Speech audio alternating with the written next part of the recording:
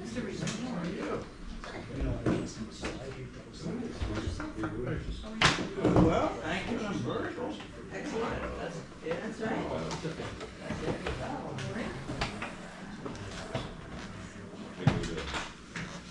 Randy Miller has Berkshire Investment. Have you talked to Ron lately? His place Hobbs. Some last week. Did you hear the relative good news? Yeah, I'm not hearing that answer. Yes. They didn't say they're gonna look back up. They just say they're gonna look. He has to have two surgeries, one to remove the blockage and then one to take out like a pretty substantial piece of the testing so he can get rid of the velocity back. Yeah, that's good. Could have been a whole lot worse. Uh-huh. It's just crazy. It's impressive. I live there. I pulled in right here. Yeah.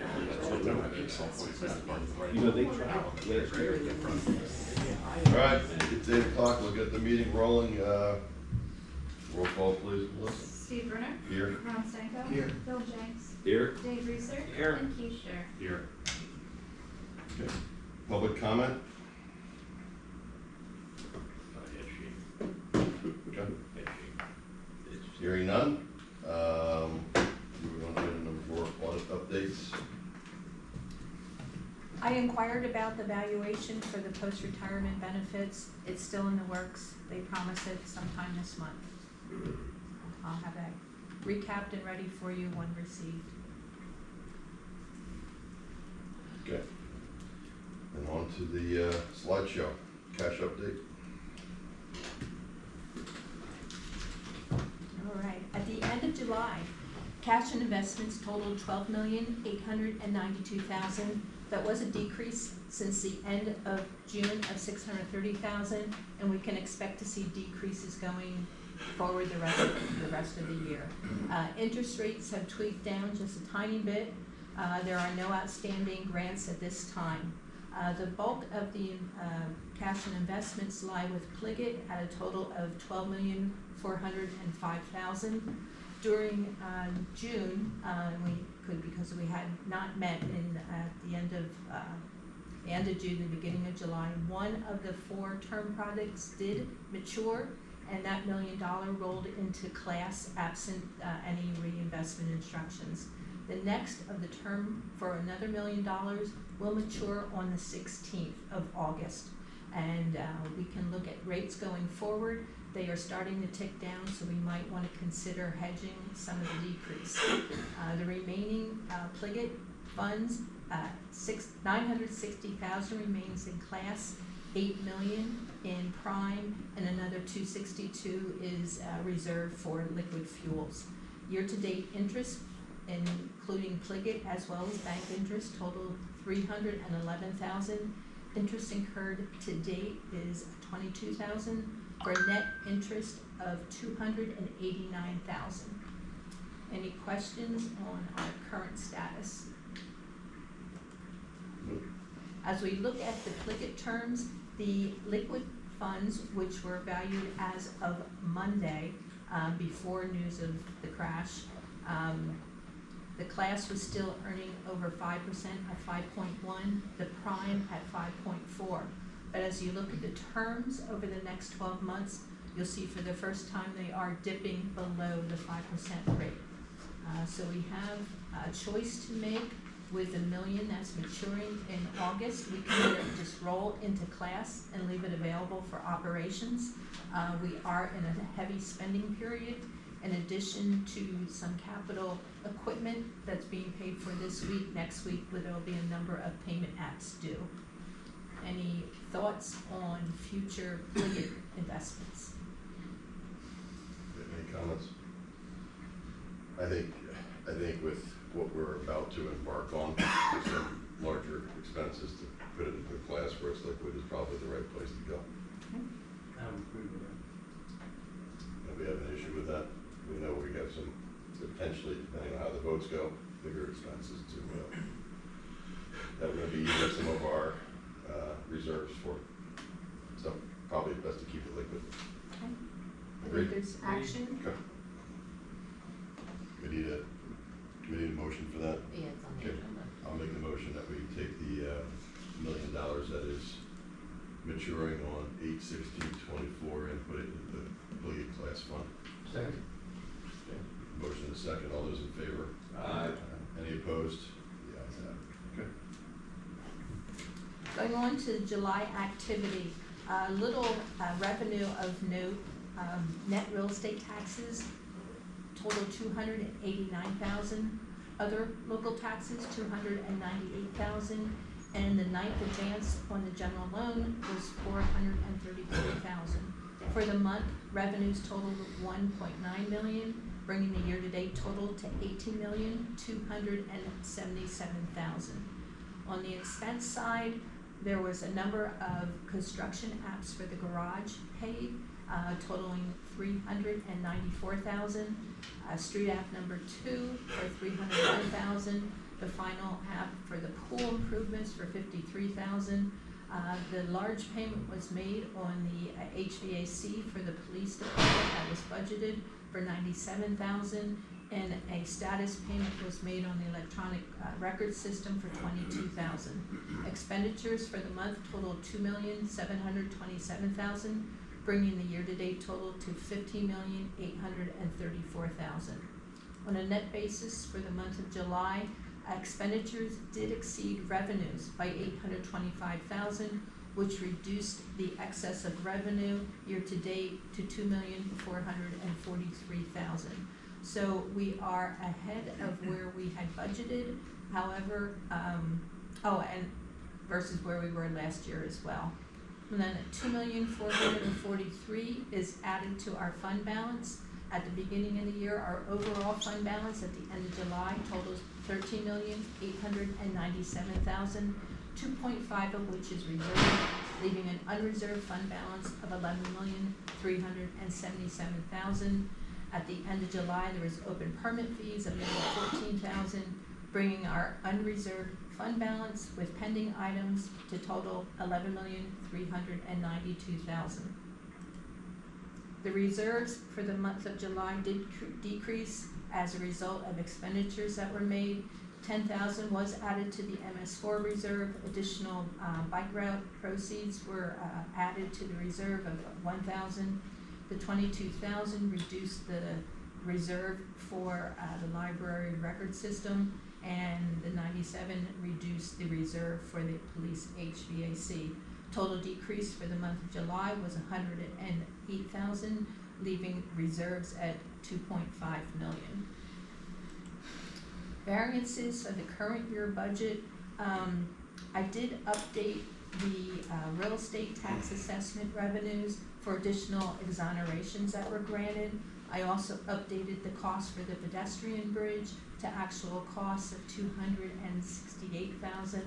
It is our hope that the grant revenue for that portion of the project will be received before year end. At 70%, that would be $188,000.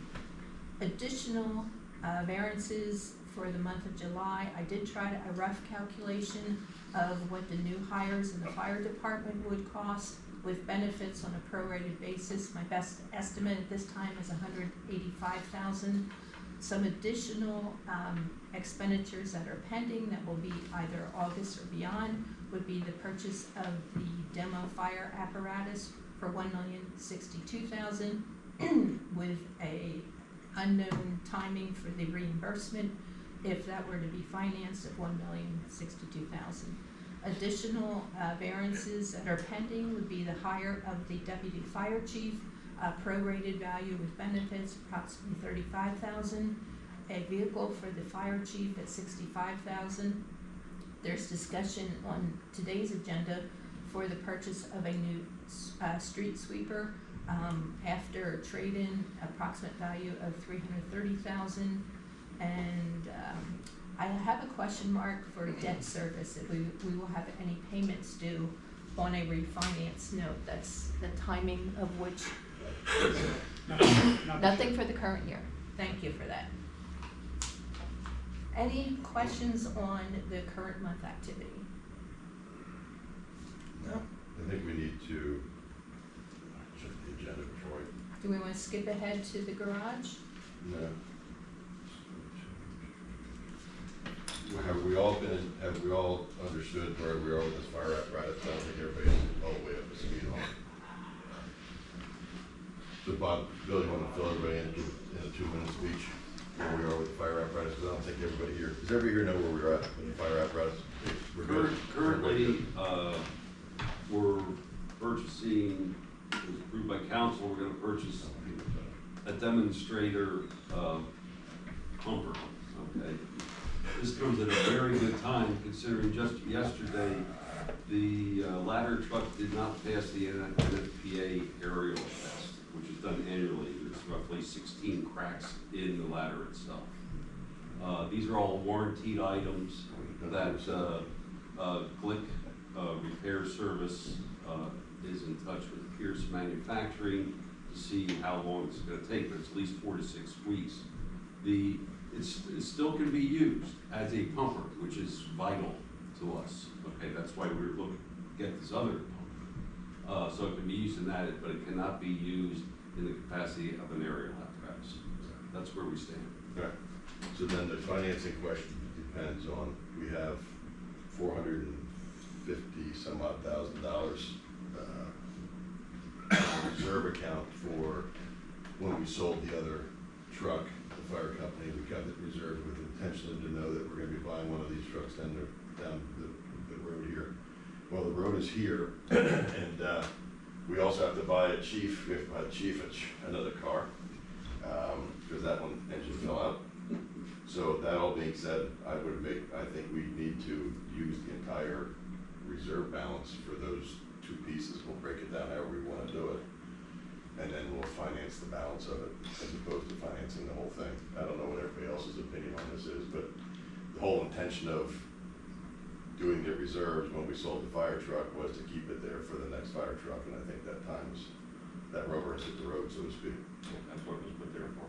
Keith, the other piece that was not part of this conversation is at the special council meeting to approve the purchase of the engine, they also adopted a resolution of reimbursement, which allows us to pay cash for the new engine up front, but then roll that amount into hopefully the long-term financing for the short-term bridge loan. Just the And difference, then- just yes. the difference between the reserve and, We could do any amount, and then reimburse the general fund.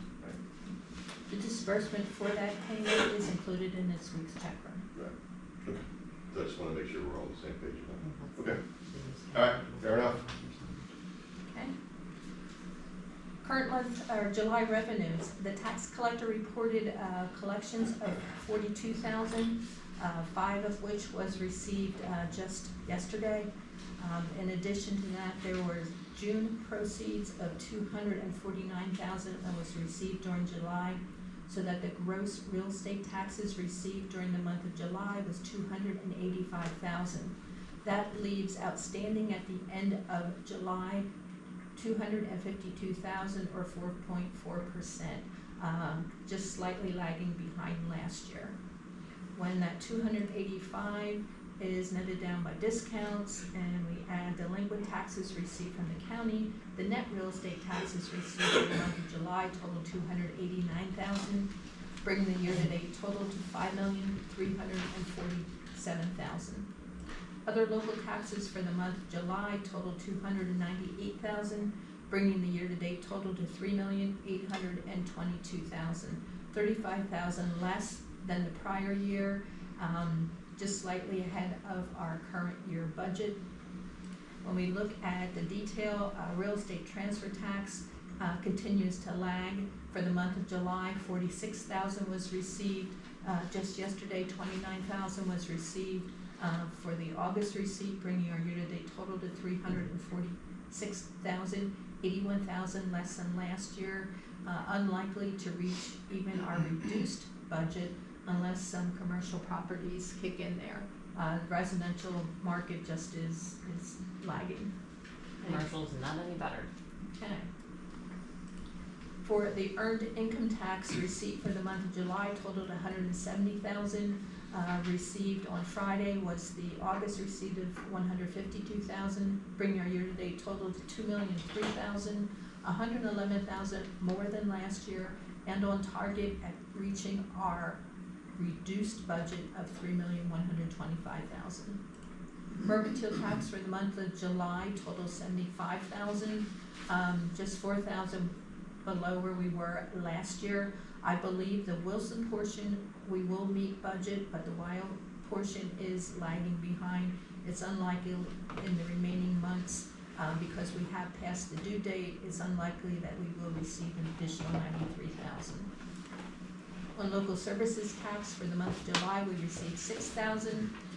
On Friday, we received $32,000 for the August receipt, bringing our year-to-date total to $329,000, $10,000 ahead of last year, and we will likely meet our reduced budget of $580,000. Any questions on July revenues? Questions? Hearing none.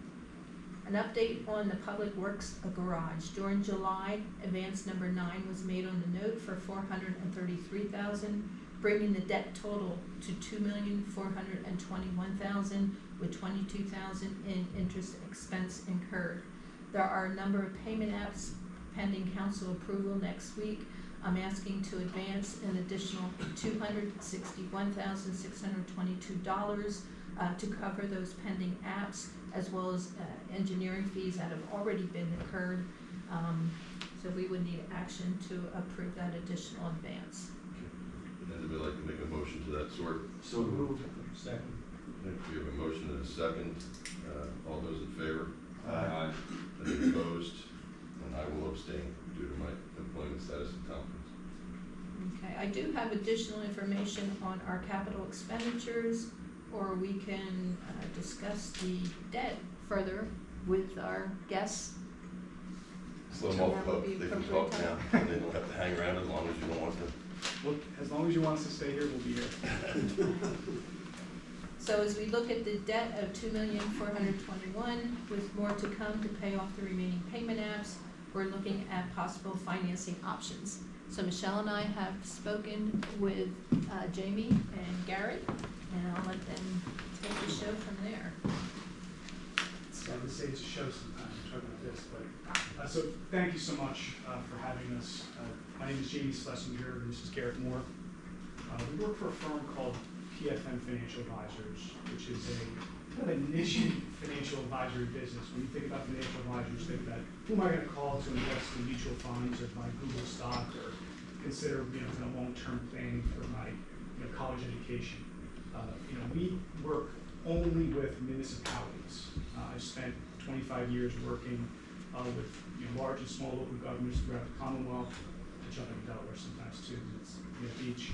But generally speaking, this is our business.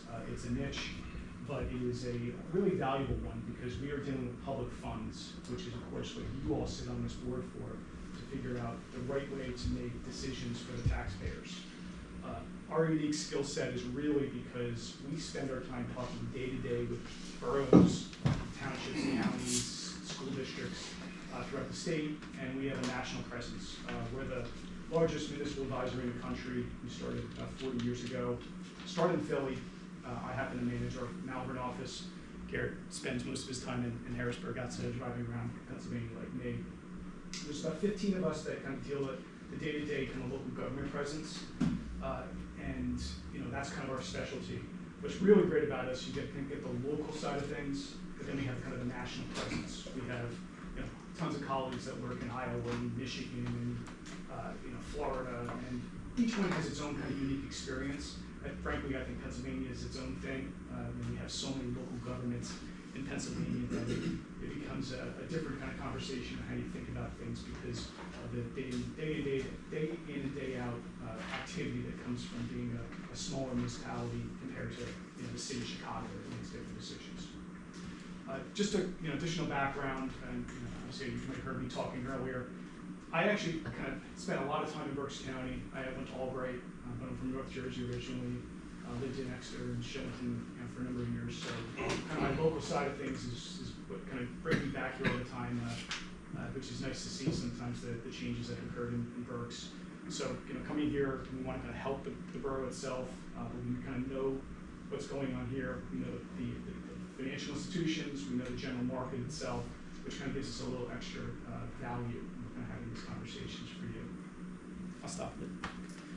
You know, I was just gonna say, I think really one of the things that we provide value in is acting as a quarterback for whatever the financing is. I think what's also an important distinguishing difference between us and what's on your screen right now is we are independent in the sense that we are agnostic as far as what type of financing you want to pursue, whether it be bonds, a bank loan, funding through Penvest or the USDA program, utilizing cash, whatever the right answer is for each of our respective clients, because every client, every project has its own unique circumstances and circumstances surrounding it. So we really are tasked with presenting you all as the board and the decision makers the menu of options, the pros and cons associated with each one.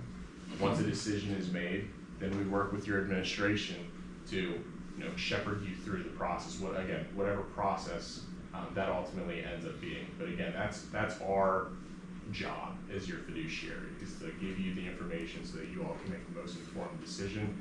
And knowing that nowadays, the administration folks have a million different hats that they wear, trying to make it as easy on your administration as possible to get to a successful closing, get funds in hand, or execute a successful refinancing, whatever the case might be. Yeah, and just jumping right back into that, obviously being in the business for a long time, we had decades of 1 basis point of interest earnings on your investments of the money that you have, and now you're looking at a report that says you're earning 5.25 right now. So making decision points on what the value of your cash is and thinking about kind of the long-term impact and coming up with a strategy that I would have made a completely different recommendation decision 3 years ago than I would today on how we would possibly consider doing kind of a step process to fund some capital projects. So that's what's really important here. Is each day is very volatile, and there are different solutions for different people, and that's what we're trying to do. And that whole notion of taking into account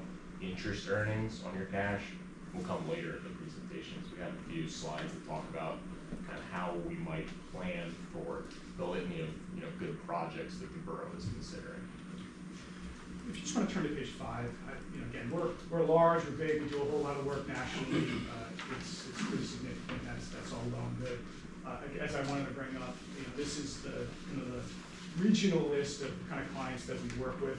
Frankly, I probably spend most of my time with municipalities like you. I work with Spring, Exeter, the school district, Antietam, Joint Wyomissing Valley, Amity, Center Township, Topton Borough. So both big and small, we kind of hit a little bit of everything, which is really nice. So, looking at that kind of snapshot, you can see you have some similar attributes to some municipalities that I deal with, maybe in the Philly suburbs, and then of course we have the local side of things in the local Berks County. So, turn to the next page, please. I think I'm going to just touch on a few of these slides, and we're going to get really into the way we want to think about things. We may come back to a few pages as we may have some questions, but I think this is a really important page here. It's really our main scope of service. We kind of start from the soup to nuts, from the day you're starting to think about planning down to the point where you get to closing. We work on everything from start to finish, and then frankly, after it's all done, we're available to your administration kind of work through with questions, concerns, changes that come from having debt outstanding. That could be as simple as, my invoice was off by $5, can you go call the bank and help me figure that out? To, we have to do some filings with the MSRB for our annual financial information, can you work through that? We kind of do a little bit of everything for you, and that is one thing that's really nice about our firm. We're not going to nickel and dime you with kind of random dollars and cents invoices. You're going to pay us to do this work. You kind of got us, which is really nice. Now, if we do some odds and ends of different kind of analysis and scenarios, maybe we'll have a different conversation. But in real life, that's kind of how we work, is we'll figure this all out for you, and you've got a resource going forward as an independent municipal financial advisor. So just strictly touching on how this would work is, should we start the process and really build a plan for you, we probably attend similar meetings like this as we kind of talk about the ideas and concepts as you begin your budget process and you start to implement what those potential projects are. We have a pretty good idea, having some conversations with your staff, of what is coming down the road. We know you have the loan that is outstanding with this bank, that is a kind of a balloon payment, but part of the grant that you have to be in a permanent financing to kind of get some of those monies. So we want to make sure we're implementing a good strategy to kind of do everything you need to have both funds to do the current project, think about what our future projects are, and oh, by the way, we talked about the fire apparatus as well. All those things kind of come together into one. While still making sure we meet all the requirements of the grant so that you can get that money. Yeah, that's the most important thing. Free money is better than not free money, in my opinion. So, preparing for any issuance is really the nuts and bolts of it. Your job is not to, understand or know every sentence in an official statement, but your staff's going to be reviewing, your solicitor's going to be on staff working with us to make sure that the information is correct, and whatever we end up doing from a financing standpoint, it's done on your side. And ultimately, the execution of any transaction is what our goal here is. Whether we're doing a competitive transaction, some form of a negotiation with a financial institution, we know the market, we know what the rate should be, and our job is to get the best execution as possible. You can turn to the next page. Really, this last page, I think I just really want to point out, and I think drives this home. As Garrett mentioned earlier, we are really agnostic to which ultimate method makes sense for us. We know that there are various reasons why you may choose one transaction versus another. And I'll give a very local example. Amby Township recently. The township has been working with me for, decades, but the last 3 or 4 years, they've been working on their sewer treatment project, which initially was thought to be about 20 million on a high number. And we began the process of working through planning rate increases. So we did some rate studies and rate evaluation to figure out what they need to do from the rate side as they start to prepare for this project. Fast forward, we did a bond transaction to get them some seed money. They can borrow funds at a low interest rate and reinvest them at higher yields. So there's a play there. And then in addition, they started the process to look into a state program called Penvest, which they received a low interest loan for about 2% for $20.4 million. Unfortunately, the estimate for what they thought the project was going to be was off by $8 million. So we had to pivot after they received the official approval from Penvest to figure out what the best alternative for the third step of the transaction. And in that case, we could have done 3 things: a bond issue, a bank loan, or go back to Penvest. And you'd say, well, just go back to Penvest. It's 2% rates, and you're maybe talking about 3 or 4%. That wasn't the right answer here, because the ultimate intent here was they're going to receive funds from their outside municipalities through their agreements on the treatment side of things, which will come at the end of the project. So ultimately, what they really needed was a long-term financing with flexibility, so they can use that money last, and then when the project's done, they'll get a check for $6 million from 3 different municipalities who really have paid no interest. So that was the key here. We wanted the flexibility. Could the bond market have been lower? Yes. Was Penvest a little lower? Yeah. Penvest is a pain, and getting that extra money would have taken 3 months. They needed the money fast, and they needed to get the project started, and that's what we ended up doing. So that tailored structure was key, and that is our job to make sure we come up with the best plan. So I'll stop. We're going to kind of go to the back end. I don't want to touch on all of the ins and outs because they'll probably be discussed as we get through the concept of what type of debt makes sense. We've already done some of the strategies for you at some point in time. You mentioned earlier about the reimbursement resolution. That was an idea that we discussed, that you as a borough, you had to move fast potentially to get that demo vehicle, clearly hearing that there's some needs pretty quickly. It didn't matter what you did, it would take time to get financing in place. And luckily for the borough, you have some funds available to you. So our thought was, let's get this reimbursement resolution in place, and that will give you flexibility to eventually, if you want, reimburse your fire fund or general fund or whatever fund you're going to utilize to cover the cost of that when we do a permanent financing. So that was the kind of flag on the ground to allow us to do a tax-exempt transaction even after you spend money, and frankly, even after you get the apparatus in hand. So that was an important conversation we had, and it goes along with this planning here. So you know all these things, but just kind of highlighting the real keys here. You guys took out a loan back in 22. It was a drawdown loan with this bank, at a maximum amount of $7.5 million. It had a couple of purposes. The intention was that the borough was going to receive a RACI grant, maybe multiple, who knows. And as part of that process, you needed to do the work, but you weren't ready to make a decision on what any permanent financing would have been. So we since spoken and found out that there's going to be some need to get to a point where, as your project's going to come to end, I think the understanding is it's about $4.2 million, and that's, at least I took notes on that. Till it's all said and done. Yeah, it's all said and done. So by the time you're kind of done spending the money, what we don't want to do is rush into a transaction. You're not really fully ready to commit to what the project is. So that's really what we're going to figure out here is what's the plan here. But no, permanent financing leads to eventually getting money from the RACP program. And should you make some other decisions on processes for other funding sources for new projects, that would kind of go into the ultimate plan that we consider. So those are kind of the highlights. Things change. So as they change, we may make some different recommendations and decisions, but it gives us a background of what we're kind of considering. You can turn to the next page, please. Yeah, we always, one of my colleagues always says every good financial advisor needs a colorful interest rate chart. So this is ours.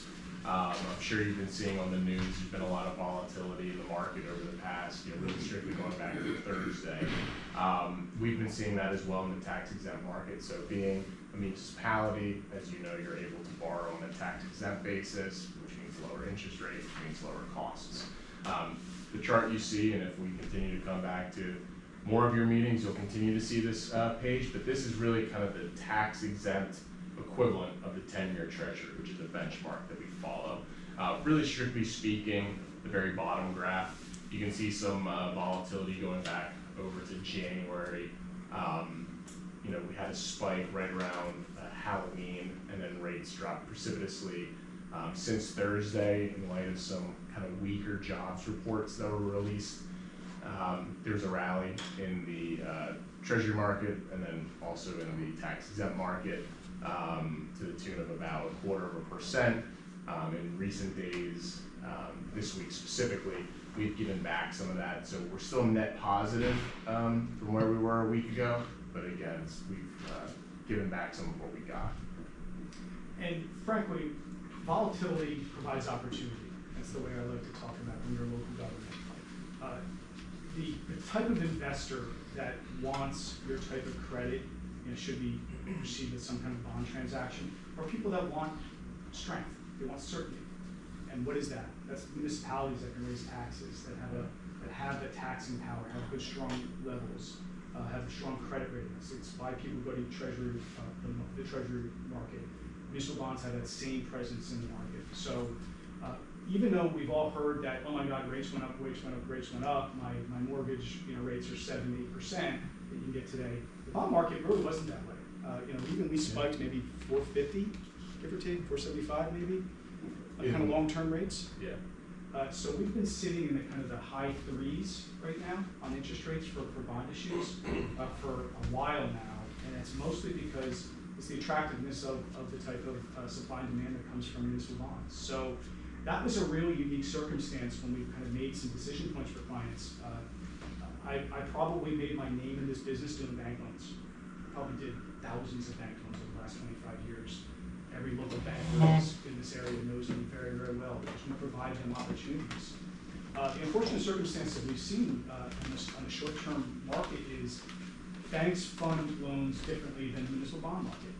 And when we bid them out, in some cases, the rates are just higher. And that's just the current market right now. The example of Amity, because of that flexibility, we chose to go with that.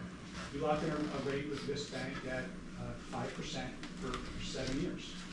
And we could have gotten a 3-ish% in the bond market. Why we did that was flexibility. That's all we wanted. We didn't think we were really going to pay 5% because we were going to sit on that money for a couple years while we did the project. That was why we did it. So our job, again, let's figure out the plan here. It could be a bank loan, it could be a bond issue, it could be something else. Let's figure it out together. And I do think the important thing to keep in mind is, to Jamie's point, you see mortgage rates where they're at. That's not really the world in which we live in, or you all live in as the borough.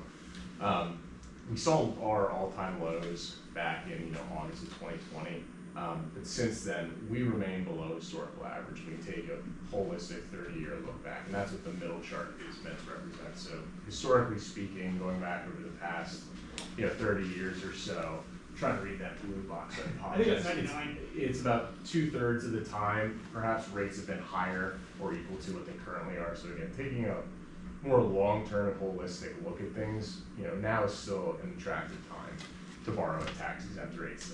For example, we priced Dauphin County yesterday. They did a pretty complex transaction between restructuring some of their existing debt to layer in and make way for some new money that they were issuing. It was about 20 years, and they were able to lock in a rate of 3.46. So again, still very attractive time to borrow. We think of it historically. Let's just turn to the next page, and I think this is the beginning position of how to think about things. We saw your page on the summary of some of your capital projects, which we all know you work toward budgets. You probably have a capital plan that you build as part of talking to department heads and make some decision points on what you may need for future use for budgetary reasons. And we will apologize in advance for the small print. Yeah, we go a lot of years, so it's small. But we'll highlight some of the concepts here. So this is an illustrative concept of how we'd start to think about things if we were sitting in your shoes. Although we may be discussing the permanent financing of the project you're working on, right, for the public works building, but there's some conversation, and again, some of these are pie in the sky numbers or guesstimates on some other thoughts, but you have a $4.2 million estimate of what it will be all said and done for your public works building. You have potentially, if you decide to make some decisions on Borough Hall, it could cost something, and then you just talked earlier about the reimbursement for the fire truck. Obviously, if that is only half that number, then we borrow less money. But the concepts here are thinking about the uses of funds long term and making decisions off them. We show sources of funds. Clearly, some of those can be proceeds of debt issuance, and a strategy of choosing different amounts at different times. We'll get into that in a little bit. Could happen over a couple of transactions. And then third, you have some reimbursement of grants. I believe you get 50% of your project currently, so if the project is going to be 4.2, hopefully you'll end up with $2.1 million in your bank that you can use for some capacity, whether that's reduction of debt, reduction of future debt, earmarked for other things. There's certain requirements that you have to do, but we built that into the model. And then finally, we made some assumptions of the earnings you generate on the funds that you borrow. You can see we used 3.5%. That was really for two purposes. One, I call it a conservative estimate. You just sat down and heard us say that rates are over 5% right now. But secondarily, on borrowed funds, you have certain requirements that you're not allowed to earn, in some cases, above the rate you're paying. So if we borrowed more than $5 million and the yield of the bonds was 3.75%, technically, even if you were earning 5%, anything above that, you'd have to get back to the federal government. That's called arbitrage. But there's strategies around that. If you borrowed $5 million or less in a calendar year, there's something called small assure exempt. And in that case, you can keep the earnings above the arbitrage yield. I did that at Spring Township about 6 months ago for a sewer project. So those concepts are something we'll think about, but pointing that out for our purposes of the plan. You can scroll down to the bottom. There's really not much more than just showing some estimates of draw schedules. These will come from us building and getting information from you all as we kind of build out the future. Put the intent here. You got enough money. We need enough for you to do what you need to do. And then last thing is, we want to make sure that the borough has a strong amount of reserves. I think I saw 13 million somewhere in a fund balance. Maybe I'm mistaken. That's our total fund balance. Yes.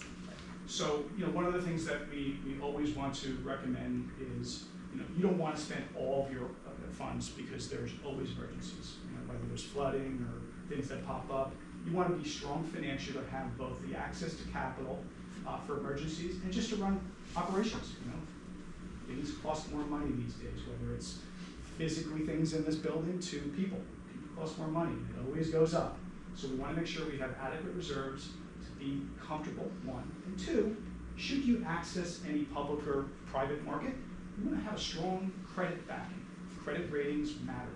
Banks look at you different ways, and if you have strong credit behind you, you'll get better rates. So it saves the borough and its people money as well. So those are really the main points. We'll give you guidelines on how that works, some fungible assumptions of what Moody's Investor Service or S&P might consider as higher credit rating like AA or AAA. I think that's it for this page. I'm going to get to 2 more pages, and we're done, I promise. Okay. Garrett, why don't you just run through a couple of these options? Sure. So again, the next couple pages are laid out exactly the same. The only thing that's changing between the various pages is the term of the financing, or the length in which you're borrowing the funds. So what we've set up here is kind of the financing plan that was dictated, if you will, by the previous page, that draw schedule. So sticking with the blue column, you know, your first borrowing, let's just say it happens later this year, to permanently finance your interim loan and provide a small amount of additional funds for other capital projects you might have around the borough. So to the tune of $5 million, again, settling later this year, perhaps. For both these scenarios, both the blue and the yellow, we're looking at a 10-year term. And what you can see at the very bottom, when you look down to column 5, is at $5 million, assuming, you know, a pretty realistic interest rate, what we think you'd be able to get in the capital markets, that would translate into debt service of about $615,000 per year, again, over the next 10 years. What's interesting then, if we go to the yellow column, so again, this is set up to fund, you know, in totality about, you scroll up just one. It was around 10 million. Yeah, around $10 million over the next couple years. Plus grants. With the yellow step, we would assume that happens about a year from now. You know, later in 2025, you'd be borrowing around another $5 million to fund the police station, admin building, things of that nature. Maybe. Decision for you, not us. Maybe. But then when you look in column 6, and this is where kind of, you know, we prove our value, for lack of a better word. If you wanted to, you could do another level debt service structure similar to what you have in the blue in column 5. And that would be about another $615,000 a year. But in column 6, what we've decided to do instead is defer a large portion of the principal repayment until 2035, where your debt, all else equal in the blue, stops and pays off. So the benefit to the borough is it minimizes your upfront budgetary impact. So instead of having to pay an additional, round number, $615,000, your impact to your budget is now less at around $560,000. Again, that's not to say that this is what you have to do, but this is what a majority of our clients who have large capital projects are utilizing, this ability to wrap around their existing debt or any future debt to, again, minimize the impact to its residents and its budget. Any questions on that before we move into the following slides, which again, I'll rate the same thing, we're just going out different financing lengths. Any questions? Okay. Page 2, or scenario 2, is the exact same thing, borrowing you know, the exact same amount of money. The only difference with this one is instead of going out 10 years, we're going out 15 years. As you'll know and notice, similar to your home mortgage, there's a decision to be made. Right, there's the annual affordability. So it's the previous scenario, it was $615,000 a year in the blue column. Now we're looking at $445,000. So less paid annually. But if you look down at the total, down at the bottom, $6,700,000 over the life, that's more than the previous scenario. So again, like a mortgage, there's a balancing act between your affordability from an annual perspective and the total cost over the life. So again, something to just keep in mind and consider. And then in the yellow, again, going out 15 years as well, utilizing that same wraparound debt service structure. In column 7, you get to a run rate of about $875,000. There's 2 things I would point out. You know, first, the question of how long you can finance any debt for is tied to the reasonable expectations and useful life of the project.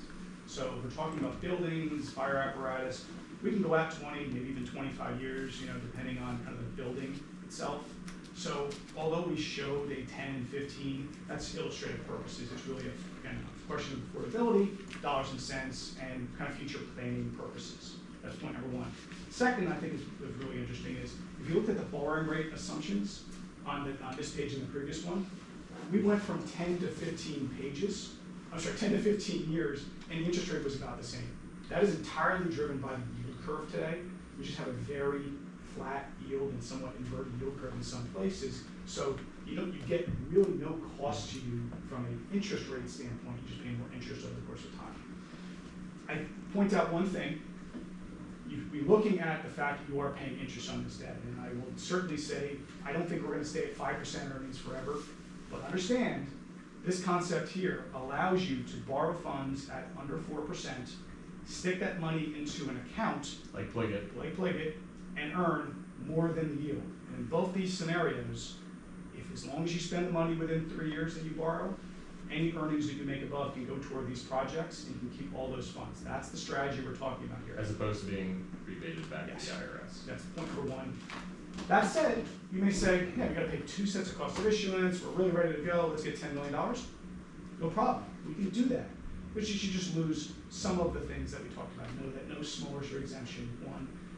The other thing you will get is the bonds, and I keep talking about bonds, we can talk about bank loans, similar concepts, you can do the same thing, just different rates, different flexibilities.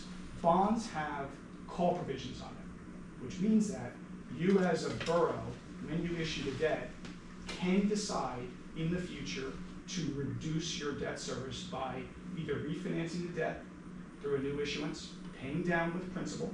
So if you get cash or want to pay down debt, you can pay off debt with cash, and it has a 5-year call option. So an example. Or in this particular Yeah. case, utilizing grant funds. Yes, that you grant receive. So let's play this out. Let's say a second MACB grant comes in after you've done the second transaction. You needed the money to get the second project done for purposes of what we needed to lock in cash. We did that, and then a year after that, you get the project completed, RACB money comes in for another $2 million. We'll make a decision point. We can either determine if we're required to, usually council says, hey, pay down debt, sounds fine. We can take that money and we can put it in an escrow and pay it off. We do a traditional way that goes for the 5 years, or we could actually build into the structure of the transaction something called an extraordinary optional redemption, which tells the investors up front that we're going to come with a grant at some point in the near future, and here's how much we're going to give you, and that's going to happen, and it's prepayable anytime without penalty. So you get full flexibility. You pay a little bit more in interest rate, that flexibility is very important. So I know there's a lot here, and you got about 40 pages for you to read if you feel like it. Can you help sleep in it? Yeah, but the goal here is there are alternatives on how you can consider financing. I believe you can use different strategies that make sense for the borough. I believe it makes sense probably to split things up, just given some of the needs of the projects you may have. You're not tied to doing this strategy today. It just makes sense considering between now and the end of the calendar year is a point in time where it matters for you as a borough, because the calendar year switchover does 2 things. It allows you to reset what is called bank qualification, which means each municipality can borrow up to $10 million in a calendar year with a special exemption, 1, and 2, that's small issue exemption. So that has value to you.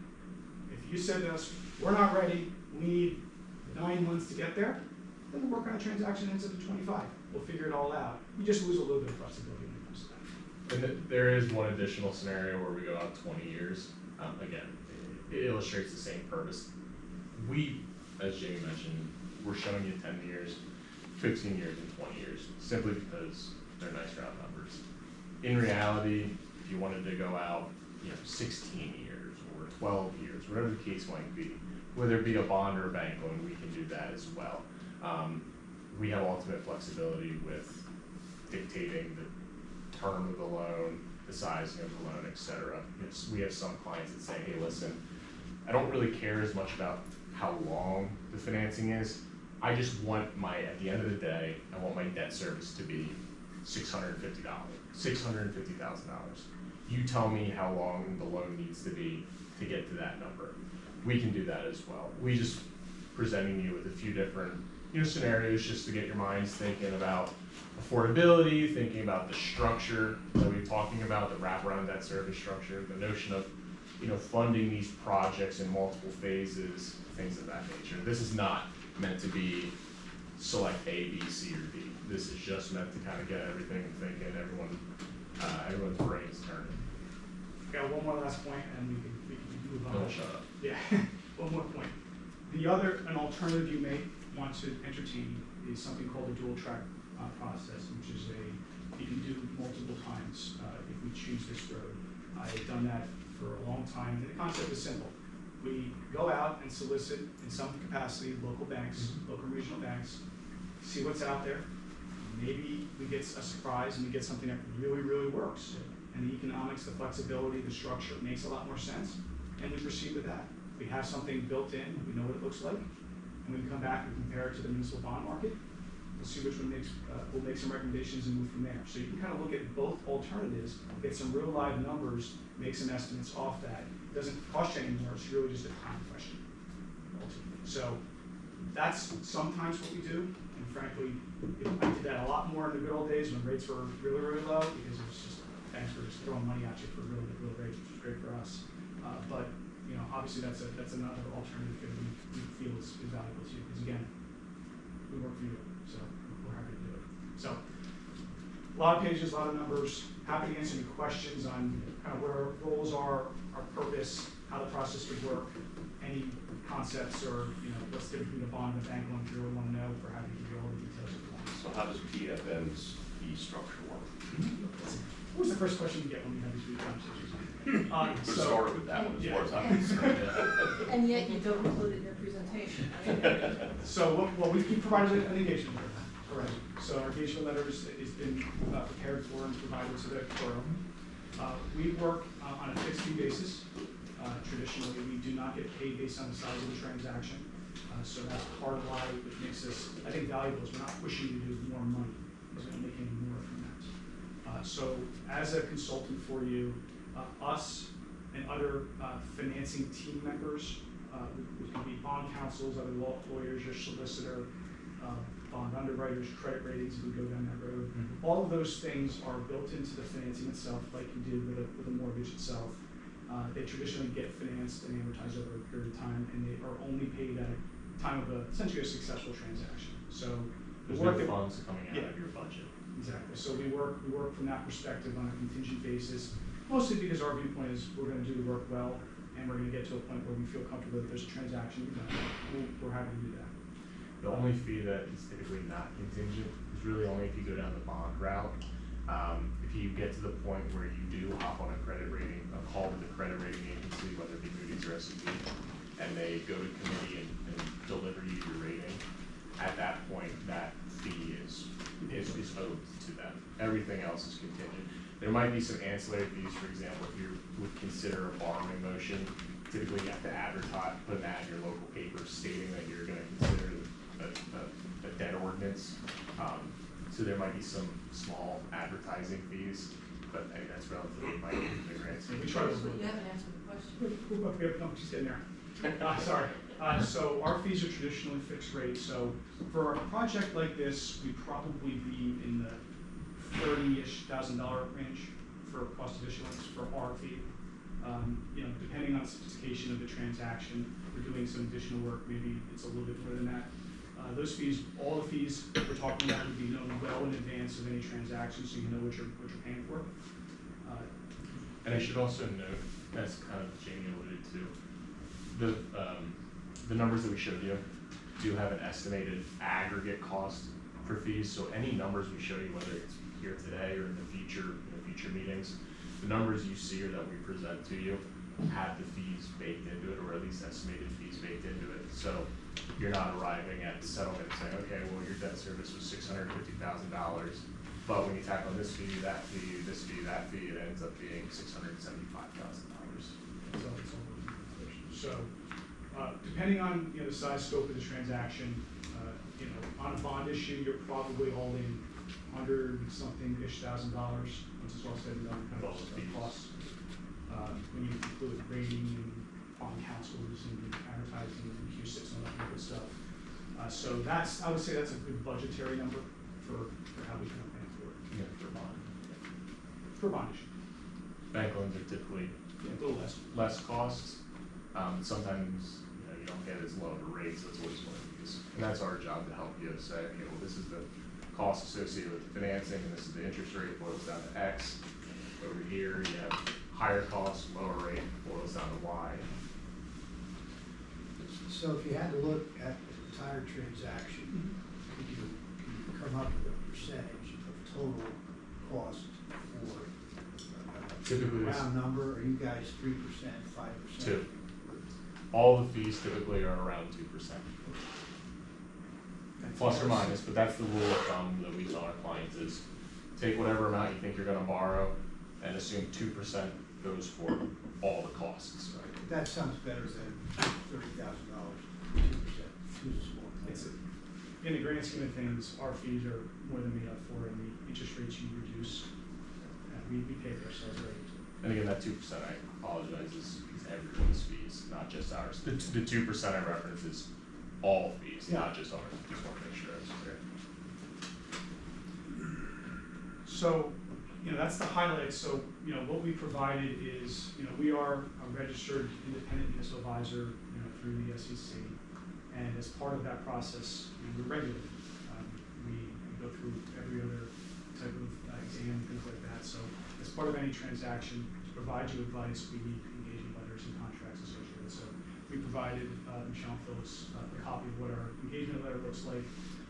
The way it works is it provides you the scope of services that we provide for traditional work.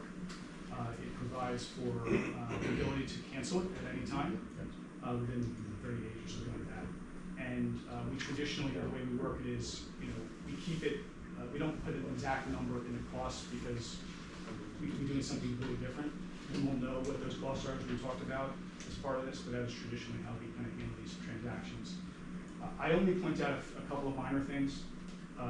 If our firm is not just debt, we don't just do debt. Our firm does a lot more work. We help with people with, evaluations and long-term financial forecasting. And frankly, work with the city of Reading on Act 47 for a number of years. So we've done a little bit of everything on both kind of long-term forecasting. If we go down the road of helping in other capacities, we'll have a conversation. The good news is we've got people, may not just be me, to help you through that process, which I think is really important here. We're kind of a full-fledged service solution for local coverage, which I think is why I work at PLGIT. We're able to do a little bit of everything. So, Any other any questions? questions, comments, we're happy to answer them. But our intention here is, should the borough want to move forward with, kind of through a process here, we'd ask you to, have us come back to future meetings, have these type of conversations, get some feedback from the administration, and show you some additional solutions. They may look exactly like this. It may change a little bit depending on how things shake out, but I think this gives you at least a good starting point. So our next step is for us to decide, do we want to go traditional with just another financial institution, or throw everything? Actually, your decision is you need to hire us to make, so we can help you make a decision which financial That's what. option you should go through. Yeah, we have to decide what we're gonna finance, what projects are we gonna do. Well, first you gotta decide if you're gonna hire them. That's Well, correct. whether we should hire anybody. Right, And then if we should right. hire somebody, True. whether, how they compare to other folks, because I'm sure they're not the only ones offering services. It's, So we, yeah, we're happy to show you some other opportunities. I would say, we're pretty confident we can help you out. But to your point as well, sir, yeah, the next decision point will be kind of the list of projects that you think. exactly, what are we talking? And What we are can, spend? and we can help with that as far as, again, if needed or if hired, as far as scenarios. It's all great to talk about, well, we'd like this fire truck and we'd like to do X, Y, Z to this building and this and that, but we can help with kind of translating that into how much does it cost from a debt service perspective. We can't determine how much the project costs. We can't tell you how much a fire truck is or how much adding square footage is. We can at least say, okay, well, if you need this much money, this is how much it's gonna cost. Yeah. So that's a good point, sir. Yeah, I was at Upper McCungie Township last week. They're gonna build a $50 million recreation center. And, really nice recreation center. And, they also have about, $40 million worth of municipal building projects, including the fire station, police station, and renovations to a building coming down over the next 3 years. They also have $70 million in the bank. We had to figure out exactly what makes sense for them from a strategy standpoint. It's a completely different conversation than having, even though you guys have strong reserves, in the end, we make different decisions based on the different attributes of the clients we have. Which is important. Here comes my layman stuff now. The, just ballpark from start to finish, how long is the process? Okay, so this gentleman said, we figured out what we're gonna do. If you said go, 60 to 90 days, you'll have money. And that includes the approvals with Borough Council to make the necessary advertisements, the approvals with the Commonwealth of Pennsylvania through the Department of Community Economic Development, and any necessary kind of documentation ratings and whatever we end up doing process. So I have a question. In your fee structure, if you do your project and you figure out what we're gonna do and how we like to do it, you say, bingo, you're done. Are you guys gone then for No. 6 years? No. Or even though we paid you up front, you're still with us, we don't pay anymore? Yes, sir. You just come in and tell us Correct. what we did wrong or something? Yes, that's correct. I spend most of my time driving to Amity Township to talk to Troy Bingaman about what he's thinking next, or deal with Exeter Township's situations. But to your point, I mean, Self-inflicted situations. if you do go down the bond route, there are some, continuing disclosure obligations that you enter into. It's just part of the beast, if you will. So we help you, and that's annually. We help you with that. We send you reminders as far as what needs to be followed, how to file it. We really do everything for you except click the submit button. We're not allowed to do that, but we can help you with everything else. Keep going, in the future, monitoring the debt if there's any opportunities to refinance it for savings. Those are things we're always, in conversations with you. Once you finish this round of projects, if 2 years from now there are additional projects that come online, we can, assist you early on as far as, does it make sense to do another interim financing and permanently finance at a later date? Does it make sense to issue bonds back? We can have the same conversation again that we're having here in the future. So we're meant to be, we view our engagement and you hiring us as us being partners with you. Call us whenever you need us if you have questions about invoicing, if you have questions about, we heard, XYZ individual from XYZ firm reached out to us with an idea, what do you think? Bounce ideas off. So we're not actually looking at just strictly some type of, bond issue. Transaction. We're looking at a financial transaction, whether it be just monies, from financial institution or through a bond. Okay. So that's still up. Our ten, I don't know, Not for this project. not for this project, That's for okay. water sewer only. So I have another question. In our situation, you guys, if we were to look at other people, who's out there? How many do you use? 3 or 4 to figure out what the next mix is? Are the numbers that dramatic one way or another? I worked for a small FA shop in Reading, Pennsylvania for 14 years. It was 2 guys in an attic, okay? They had no financial resources, they didn't have Bloomberg. They just were 2 guys in an attic, that's what we used to say. I learned a lot from that group. They're still around. There's now 2 guys in a different attic in Lancaster. There's another firm out there. But generally speaking, there's 3 financial advisors that do this work in the whole state. For what it's worth, the committee may recall back in June, Phyllis and I were tasked with finding long-term financing options. Part of that discussion was, I think somebody on, I think it might have been you, asked if there was a lending arm of PLGIT, which is how we ended up with Jamie. We don't work with PLGIT. We used to own PLGIT, or we used to run PLGIT, we don't anymore. The other thing that we did was reach out to Tompkins, had a meeting with Pete Rowley, who worked with us on the short-term bridge loan. We actually met, I think, with Pete first. And, after the 2 conversations, it was clear after talking to Jamie and Garrett, if we're gonna go with traditional bank financing, them shopping for us would be the best option. Or, if we go down the road, we can certainly negotiate with them. that's important, so. I went to community where I've worked with Jamie and PFM many times. I was involved in a number of the transactions that are on your client list.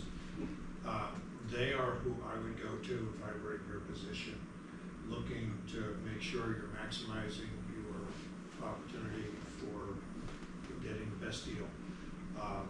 And they deliver everything that Jamie has described today. So I would unconditionally recommend them, and there's nobody else I would recommend. I've worked with Chris for a long time. I'll recite, similar to what Chris said. I spoke to a paralegal with Barley Snyder with 35 plus years with them, and for 30 some years dealt with Jamie, and she had absolutely everything positive to say, and her experience and with the lists of your clients, they've never had a bad issue. So for the record, there's not a motion on the agenda because we didn't know where the conversation would go, but I could do it under my manager's report either at council next week or we continue the discussion at finance next month. I think you bring it to finance next month, just for one last, everybody's still on it for a little bit. We've got some time before the short-term finance. Right, if it's Right. gonna be 60 to 90 days, we have that time. I have some background on you guys also through a mutual client of ours, and it was all positive also, so. But if anybody here, it gives everybody here a little bit of time to come up with questions or ask other questions, I think that makes sense. And please, if additional questions come up, feel free to reach out to us, we're happy to answer them. Well, I do think we need to talk about what the drop dead deadline would be for you to, if we want to do the split option and do some borrowing in 24 and then another borrowing in 25, in order to exercise that option, you really need to start this process no later than the September council meeting at the latest. So, and I would prefer to get PFM on board if you're at the August meeting and then have a potential ordinance for authorizing the borrowing at the September meeting. I mean, that to me would be a reasonable schedule, and I think you're pushing it if you don't go that way. And we can help, again.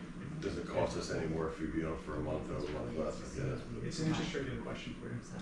Time, just a matter of speed at which the administration and I work together on getting things together. Chris and his staff and whoever we may work with, if there's a special counsel, but it's just an interest rate impact of volatility. You've already lived that this far. Yeah, rates went up 10 yesterday, we're down 10 before. The market's all over the place right now. That's just gonna be a total It's just a crapshoot. crazy mess right now. Well, I guess, Crazy. They're expecting the Fed to drop in September. well, let's talk about that a little bit. If we would forego the split option, we give up the opportunity to get interest on the proceeds of the first one. Can we quantify what that might be worth in terms of interest rate, if interest rates go down, so that maybe we don't need to do it in 24, we can do it early 25? Just think about that. Yeah, from a math standpoint, I'll give you a good example. When you go above $2 million as a borrowing amount, the value of the positive arbitrage spread between the borrowing rate and how much you can invest in makes up the difference between additional cost of issuance. The value of splitting up the transaction, in my opinion, besides that concept of small issuer exemption and the 5-year call provision, is we're also diversifying the debt issuance at different times of year.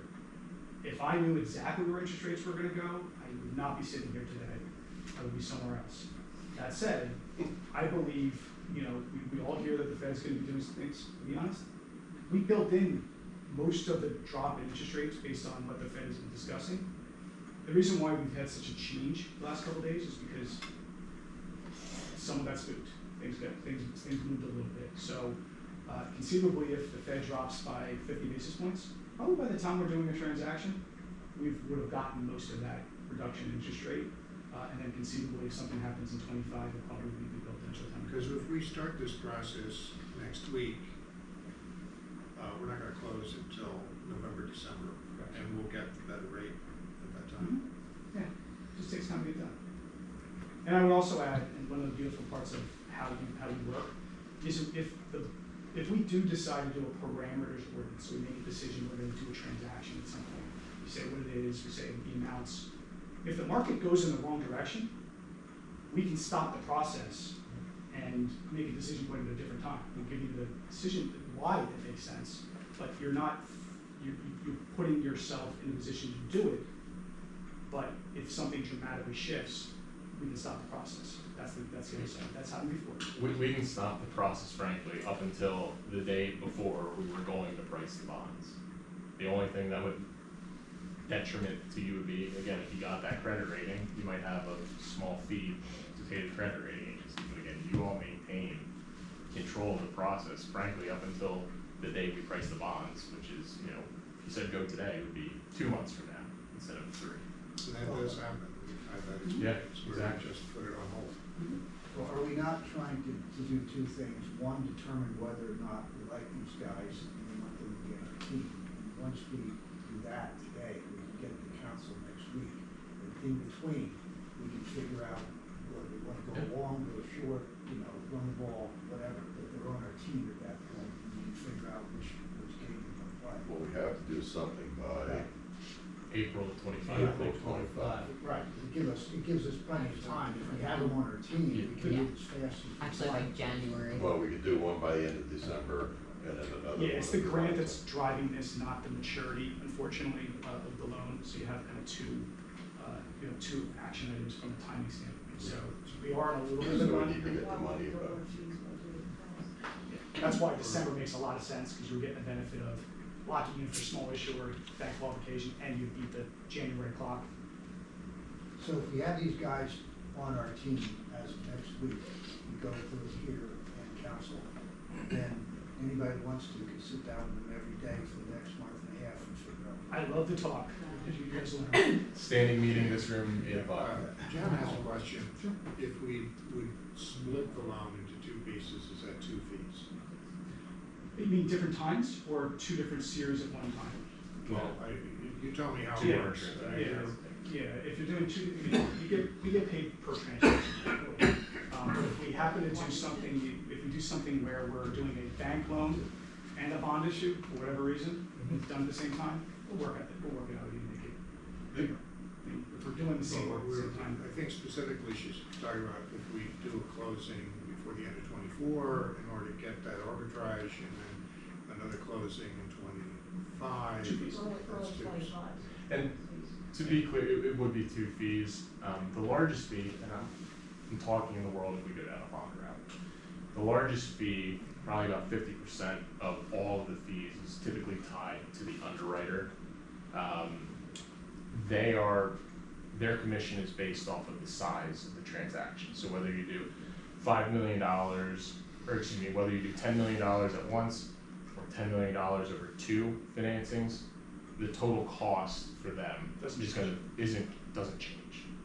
So there are duplicative costs, absolutely, but the largest of which is kind of indifferent between whether you do 1 financing, 2 financings, or just a At the end of the day, your fee is still 2%. Total. The overall is about 2%. all fees. So whether it's 1, 2, or 3, the number comes out the same. Generally speaking, yes. I just want to be clear about some of these timing issues. I mean, we talked about the arbitrage opportunity being based on calendar year, but to get the grant, what is our deadline to get the long-term financing in place in order to qualify for the grant? There really isn't a deadline per se. This is what's holding up us Or submitting for we're reimbursement. losing the opportunity to receive that money, Correct. and by delaying it, we're losing whatever the opportunity is of having that money, which could be interest earnings or paying other obligations. Correct. It takes time to go through the RACP program in general.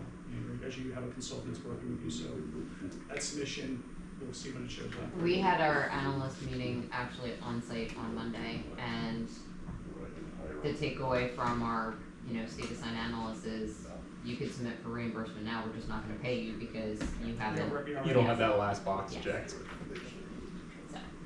Yeah, For what it's worth, RACB traditionally wants 20 years, to be honest. You can make an assumption, you can tell them you can do less. That's usually They their. told me 10. Oh, you do 10? Good. Yep. Yeah. They said 10 or longer, they don't care if we pay it off the day after. That's Yeah, okay. enter Take it into out. it, yeah. Snyder County, they wanted 20, and maybe did 10 and got them comfortable. Maybe they changed their mind, that's good. Good news.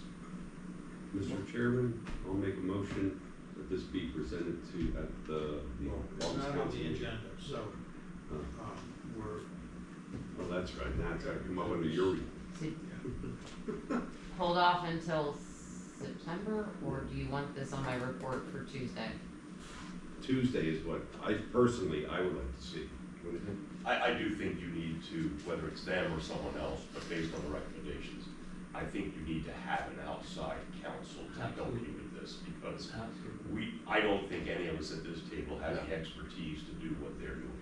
Absolutely. If Sedley was still alive, I'd say, let's call Mike. Mike Because I taught think me, he don't would've- worry.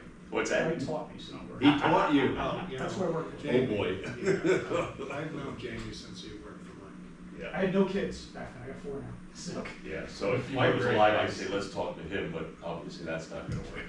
But, I think you need to do something. I think you need to have outside help with this. And, the fee sounds reasonable, and it certainly does. I would, however, like to make one other 1-minute statement. I totally agree with long-term financing for some of these projects. I think from the beginning, when we did the garage, we had to do that. However, keep in mind, and don't lose sight of the fact that every year at budget time, for the last 5 years, balance to the revenue versus expenditures has never been equal. We've continually worked down a large reserve that was in the borough's coffers for a long time. Long-term financing can't take the place of fiscal responsibility in terms of utilizing it for operations. You can't keep hiring firefighters, you can't keep hiring borough guys, you can't keep buying fire trucks, you can't keep buying new police cars. Sooner or later, the rubber's gonna meet the road, and that bottom number that we always target, of now it's gonna be 8 million, now it's gonna be 5 million, now it's gonna be 4 million. At some point in time, that's gonna run out. And you can't wait until that runs out in order to do something. And it's not and I think there is no elasticity in how much you can increase taxes to some degree, but there is a limit. And that means you have a spending issue. So if you have a spending issue, you gotta reel in your spending issue. Don't let long-term financing hide your spending problem. I agree with what you're saying, you know, wholeheartedly. Our issue is for years, the borough officials concentrated on the roads and infrastructure, which rightfully so, they should, okay? And they turned their head to other needs and requirements down the road. They never planned for those. We're now at a point that we gotta do something. That doesn't change the bottom number. I understand, but So at what you've gotta point manage do, to that. so do we just again kick it down the road?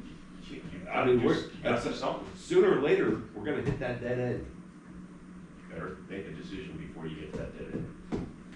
So I have a question, Keith. If you're talking about having an advisor, can help us out, would it not make some sense to have this other group that works out of their attic and come in here and tell us what they're doing? Because at the end of the day, if we bring an advisor in, that Chris brings in, or somebody else brings in, then we're just basically doing what we're doing ourselves. We're saying, we like these guys, let's bring these guys in. And if we bring somebody else in, Chris likes them, bring somebody else in to tell us that he likes them, then we're right back to somebody telling us we like them. I think you need somebody like that to help you with this long-term financing. Well, I agree with you. I don't think you need somebody to tell you that you're spending too much money and you're not making enough. No, I agree with you 100%. I'd say the starting point would be bring in the other guys, the other 2 guys, and see if there is a big difference between the two. And if we figure it out, Yeah, there is a big difference between these two guys. These two guys don't work out of a closet, they work out of a big office. And you're qualified to know the difference? I used to be qualified to figure out which one of the two I like. I might like the wrong ones for the wrong reason, but there may be a difference between the two. Right now, there's no difference. And if you brought Mike Sentley in, who's your friend and his friend, and I'd say, well, I'm not sure I like Mike Sentley, bring somebody else in. That's So a big problem. you go around and work. Yeah, bigger problem. I'll tell you what, Ron, if you can get Mike, Yeah. okay, you call us, we'll hold a special Yeah. meeting. Well, my wife I'd be able to get hold of. Really? Okay. Okay, go for it. Don't worry about it. She does seances. All right, well, there's not much else we can do, we can put it on, Am I adding it to my report? I would, No. if we make a decision then. You gotta make a decision sometime. Well, it's not gonna hurt us to bring two other guys in and listen to them. We could do this in the interim, at least have more information than we have right now. And at the end of the day, we can move as fast as we wanna move. We can have them come in this week, next week, whatever. I mean, we can do whatever we want. If we wanna move quickly, we move quickly. I'm not sure how much more recommendation you need than what Chris already said, what Bill said, what Steve said, and what we've heard here today. Just look at the public thinking, have another one in. Well, you know what, I would show the public this piece, that's pretty impressive. Okay, if they have any questions, I'll refer to you. Please And do, they will. please do. Okay. Thank you all. Thank you. Appreciate it. And please don't hesitate to reach out with questions. Thank you very much. Yes, sir. Thank you. Thank you. I'll be in touch.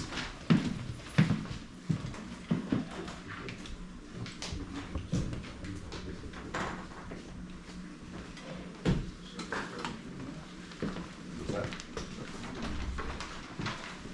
Steve, I have additional information Thanks, about guys. capital Thank you. expenditures. Have a great rest of your day. You too. Would you like to go back to that? Sure. Okay, so we talked about the garage. Melissa, did we get the motion for the advance? The Yeah, we did. 261? Yeah. Just a quick review of the payment apps. During July, payment was made to the general contractor Bolton in the amount of $149,000. Infrastructure approved in the next application, number 8, for $109,000. That is going to council for approval next week. Just this morning, I received the next application for $111,000, and that will be going to infrastructure later this month. For fire protection, that contract is almost complete during July. Payment was made for $29,000. Infrastructure approved the next payment app for $26,000, and that will go to council for approval next week. For the plumbing contractor, during July, payment was made for $54,000. The next application for $58,000 was approved by infrastructure and will also go for council approval next week. The HVAC contractor was paid $40,000. The next application for $54,000 was approved by infrastructure and will be going to council for approval next week.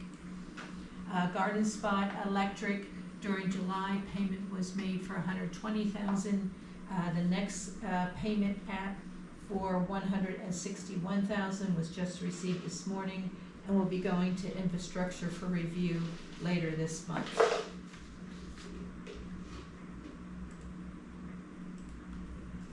Update on the capital sewer improvement. Infrastructure approved payment of the first application for the 2024 televising and repair for $20,000. The next application for $25,000 will be reviewed by infrastructure later this month. On the pump station, there still is a pause in work. They're waiting for a generator. So that work is not expected to now be completed until October. The award was made for the Woodland Road project, but that work has not yet commenced. On the pedestrian bridge, the final application for construction for $5,700 was approved by infrastructure and is going for council's approval next week. The balance of the retainage of $14,000 will not be paid until the second portion of this project, which would be the culvert work, and that is budgeted for 25 2025. Final payment was made for the pool improvements during July for $53,000. On the street work, during July, payment was made for $301,000. The next application for $162,000 was approved by the Infrastructure Committee and is going to council's approval next week. The next payment on the street project was just received late yesterday for $85,000, and that will be reviewed by the Infrastructure Committee later this month. For the Stonehouse, the first application was received and will be reviewed by Infrastructure later this month for $78,000. So our total capital projects for the month of August, in addition to all the payment applications that were made, payment was made on the library's record system for $22,000, for the HVAC for the police portion for $97,000. Some small equipment was purchased for the police vehicle for $8,000, as well as some planned equipment for public works for another $8,000. Capital expenditures for the month of July totaled $900,000 for the year-to-date total of $3.5 million. Any question about July expenditures? Questions? Seems that we're pretty much on budget for those expenditures. We are, yes. What was the reimbursement then for the bottom line of the Stonehouse of the $549 that you're gonna spend? It's like for, 60, isn't it? it's almost close to 500,000. What we're paying out, it's that one's an 80/20. And it's only a small portion of it that's an 80/20, so we got, I'm trying to refresh my memory. I have it on the reserve list. It's dual funded by Here we go. the local share account, which has no match requirement, that's Right. the primary source of funding, and then the Greenways Trails is funding like a very small portion So of we it. have a combined total of $460 anticipated. Yes. It's pretty good deal. Yeah. So I'll check that out. All right, so we did number Okay. 7. We did 7, correct? Yes. Right. I am gonna pen 8 to the end of the meeting, moving on to number 9. Number 9, I had inquired about the possibility of paying the first payroll of the new year, and I have a calendar schedule to demonstrate that. You got that little. Here we go, yeah. The first pay of 2025 will be dated January 9th. It will include the period that starts December 22nd and ends on January 4th. I had requested that the entire pay be paid at the 2025 rates.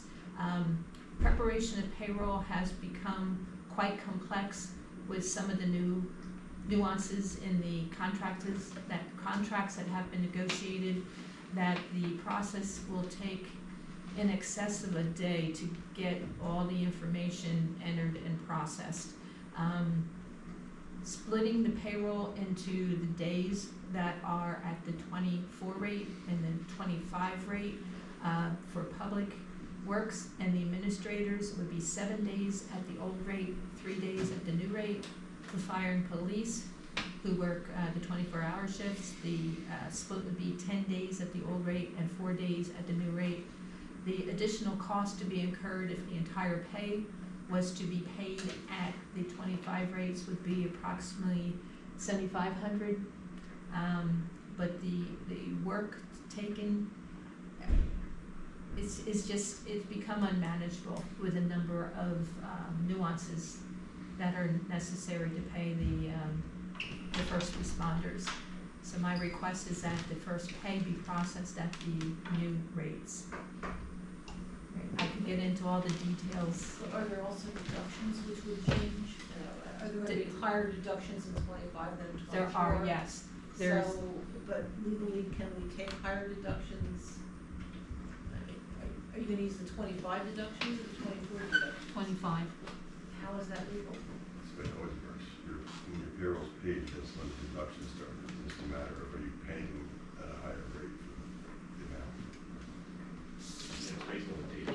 Everything's based on date of payment. It's The not- date of that you're getting, Okay. It's not a the group. date Not that the you're period getting work. paid for has nothing to do with Cash just the basis. date. You have a Well, but ballpark what of if the your health difference insurance between is? 7,500. Oh, is that Totally made all? up, what if your health insurance is $7,500. $80 in 24, but $100 in 25? When you're paid, is what you're It's all telling me. based on Deductions the date. have always been taken Okay. based on the month that they apply to. Okay.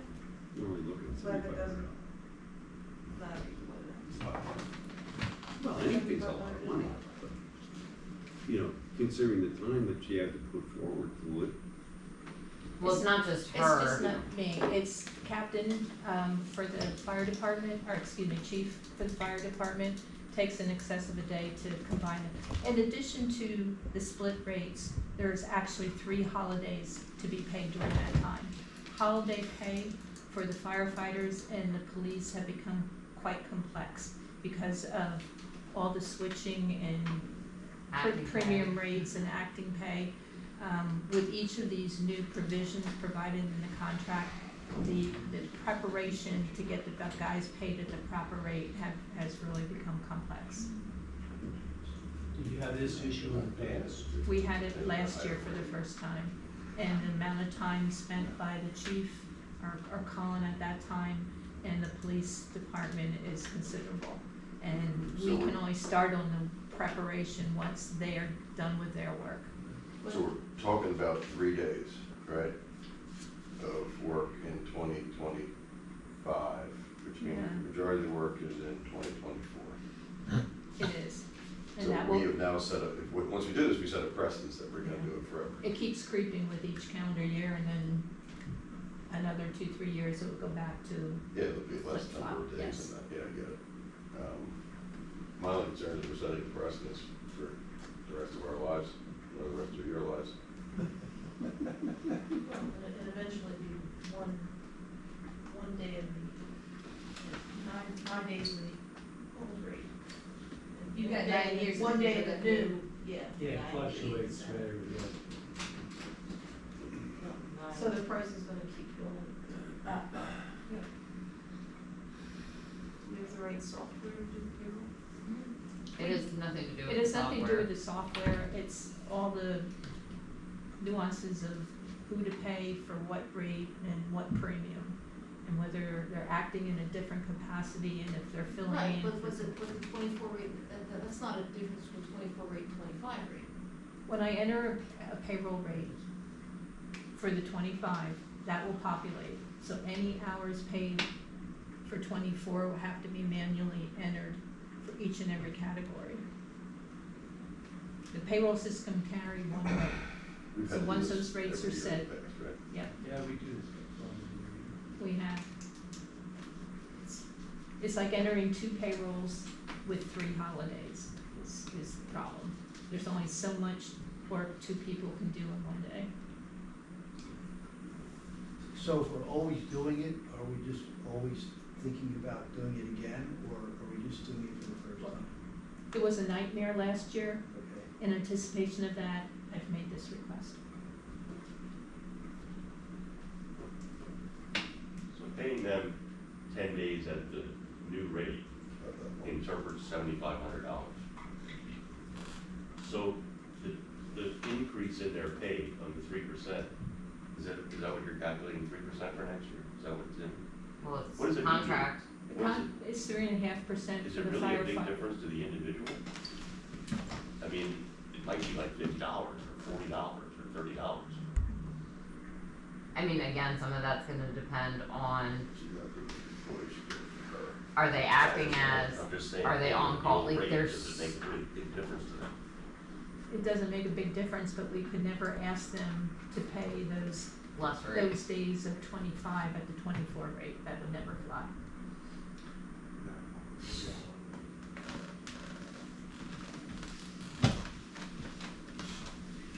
So maybe we could give them all, whatever that is. That's what I was gonna say. $50 bonus, just pay them all at 24 rate, and give them a bonus equivalent of what the 25 number would be. Just some number. As opposed to doing it that way? Is that, I mean, I'm asking if that's possible. They would question and wanna see an actual calculation for every single one of their paychecks, which means she might as well just do it that way to begin with. If you tell them that they're gonna get twice as much as they would give them each $100, it's gonna save you They a won't, couple $1,000. they won't still believe want that to and they'll know. wanna see the actual They'll calculation. wanna see if I really owed them 105 instead of 100. With change.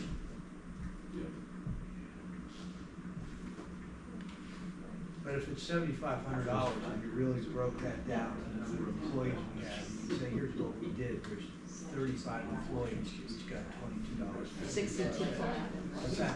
62. 62, so 62 employees divided by 7,500, if they each got $12.50, it would be a no-brainer instead of 7,500. Except you can't do it that way. No, I'm just saying, if you're saying 7,500, we're sitting here saying, oh my God, $7,500.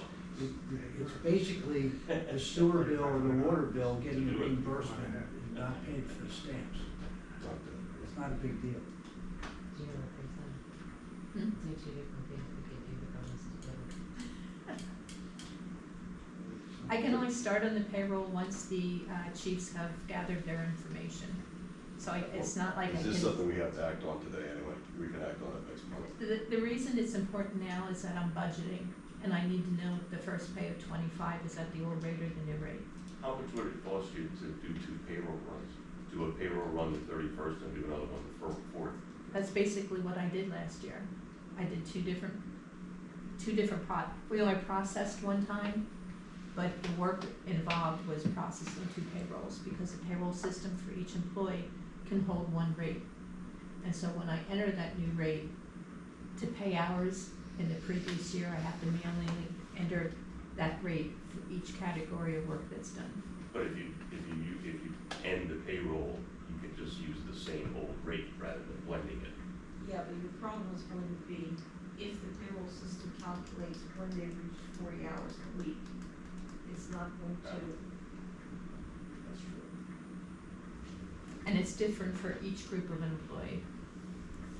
Can you do a payroll that ends on the 28th? No, because Just- then that would be included in the 24 W-2. Yep. Then you're paying someone extra at 24 W-2, and technically they get less than 25 W-2. Wait, what do you mean, you're paying?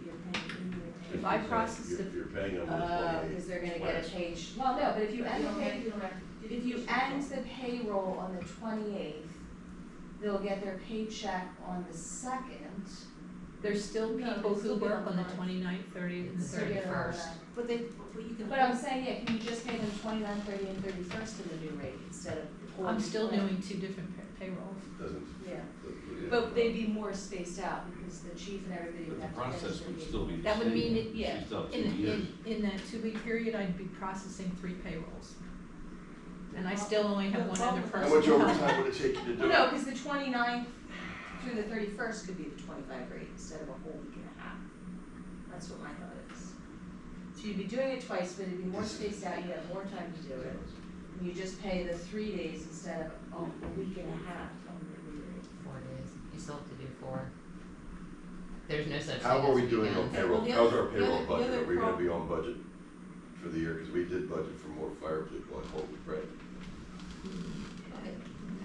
The other problem, We're gonna be over. We're gonna be over budget. the other problem with Jen's suggestion is the wage payment collection law says that you need to tell employees when their payroll period is. Well, and all the contracts. And we would be changing the payroll period if we did it that way. Well, they'd be getting an extra, you would do it. But Instead of every 2 weeks, you can't would do it. change You the would payroll change period. it. Okay. Just, let's make a recommendation, we do it, we'll cut out the Christmas the Christmas cookies. What Christmas cookies? Just kidding. I'll We make can't a, argue about it. I'll make the recommendation that, we do the one payment in, 2025. Do we have a second to that? Second. We have a motion and a second. I have a comment on that. All we have to do is make sure if we're doing it now, we have to include it in our budget for next year. That will be doing the same process. All those in favor? Aye. Any opposed? The ayes pass it on to council. Go. Myself and both the chiefs do appreciate that. Remember that when it comes to budget time, that you appreciate it. All right, where are we at now? Let's get moving. Reading Orthopedic Group. It's actually Orthopedic Associates of Reading. You may recall under my report at the July council meeting, I asked for authorization to reimburse OAR $4,518 for issues with the water meter. That was approved. That number was based off an invoice that Jim received that was actually 2 invoices. He misread the one invoice to the tune of $931.40. That is an additional owed to OAR if we're gonna reimburse them the full amount. He did call them and ask if they would be willing to just eat that $931, and they were very adamant, no, they want full reimbursement. So the request is to reimburse OAR the additional $931.40. So moved. $931.40. It's their invoice. No, I have a copy of this. Second. Motion to second, all those in favor? Aye. Any opposed? Ayes have it. Street sweeper. Jim, looking at you. Street sweeper. So as it states up there at the last infrastructure meeting, we discussed that the street sweeper was having some problems, spent a lot of money on it this year trying to keep it running. It's become a little more acute since the infrastructure meeting as opposed to chronic. And now we're only using the sweeper like now because of the storms and things to keep the debris off the streets so the inlets don't get covered. It's not, from what we can gather from our vendor who's been working on it, it's not gonna make it much longer. And now I'm changing my request that if we could purchase one now as opposed to ordering it now, so we can have a machine that operates. It's important to us all year long. That and the tree truck are the 2 heaviest used pieces of equipment we have during regular season, during leaf season, and it's important that we have one. And Can you get one? yes, the one we were looking at that the proposal was based off of, the vendor has a demo unit, and this would be a demo unit that they have. We did take people on to jump on the bandwagon, did it? We were first with this before the fire company, as far as I'm concerned.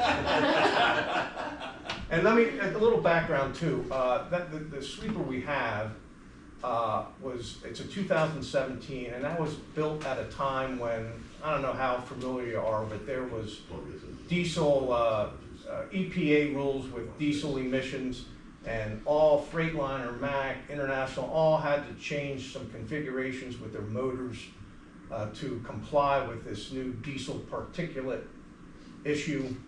And International, which this truck is, apparently made a motor that wasn't quite ready yet, and that's really what the issue is. They've discontinued making that motor, from what I understand. So we went from ordering it 24, paying for it 25, receiving it 25, and doing the whole 9 yards at 24.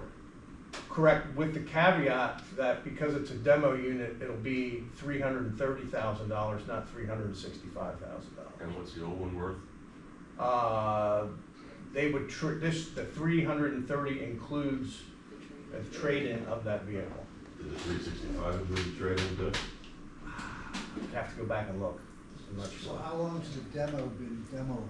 About 6 months, from what I understand. Sounds like for 30 grand, you should get one that's new out of the box. It's in a warranty, It's not you get- available. We need something now.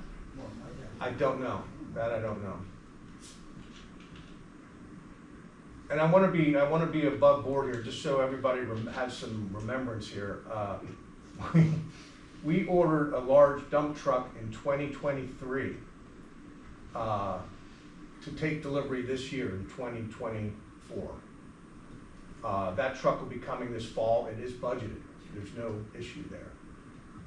Earlier in the year, because of this delay in ordering trucks and when they get delivered, we've also approved a new tree truck for delivery next year in 2025.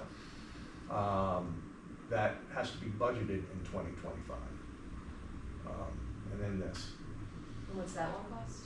The tree truck is $260,000. Are these scheduled for replacement? The tree truck is, the sweeper truck is not, Why? because it's not 7 years running. old. No, I mean, when we buy, like, the street sweeper we have now, do you say, okay, this is gonna last us, we're gonna budget this for Roughly 20 10 years, yes. 10 years? Roughly. Okay. Same thing with the tree truck? Roughly, yes. Okay. Now, And your other pickup trucks? Yeah, now there's some trucks that get used heavier, some trucks that get used lighter. So that's a general term, 10 years, depending on its use. Okay. So, I don't know if I can make a decision if I don't know what the warranty is on a 6-month-old used. Can you make Yeah, a motion bother to get me an me a answer on the little bit. warranty by Tuesday? I could probably get you, I can If leave the here and make a warranty phone is call. apples to apples, and, you know, I could live with if we need it now, then, I mean, the one thing that this borough wants is their streets cleaned and their pipes to be clear and all that other good stuff. They don't wanna pay for it, but that's beside the point. Why don't you find out what the warranty is and all that stuff, and I we can can do that, discuss it. yeah. Do you wanna make a motion subject to? Why can't we just, if you have this information, can't we just bring it up at the meeting? Not if it's not on the agenda. That's Well, Well, if you get it. you do know that when the budget process starts, you're handicapped pretty significantly. I understand the for next year. handicap, yes. I mean, significantly. I'm used to, No, this is your more comment than you're on that, used to. yes. Yeah, this is more than you're used to. It's not as sexy as a fire truck, but it's needed just as much.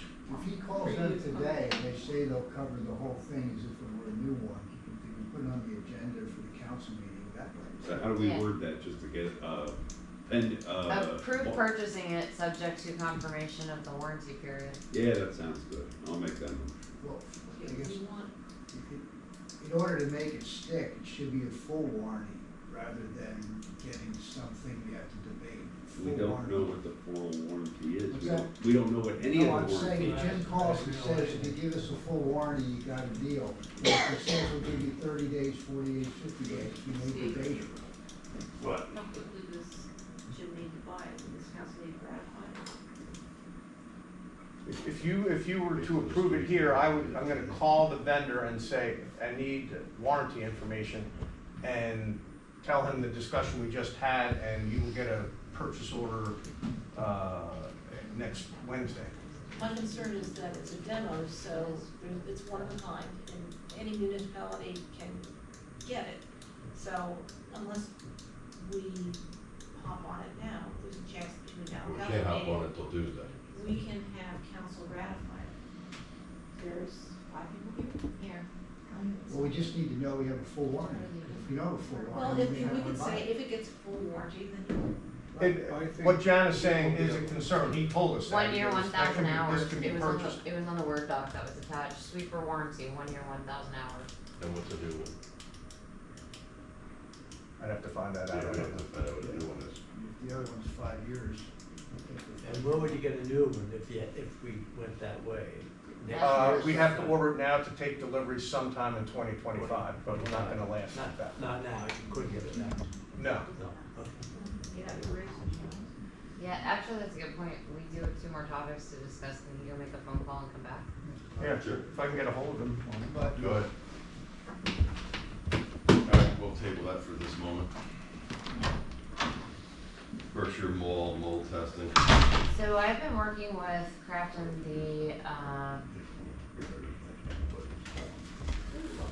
the fire chief on, and Chris's office on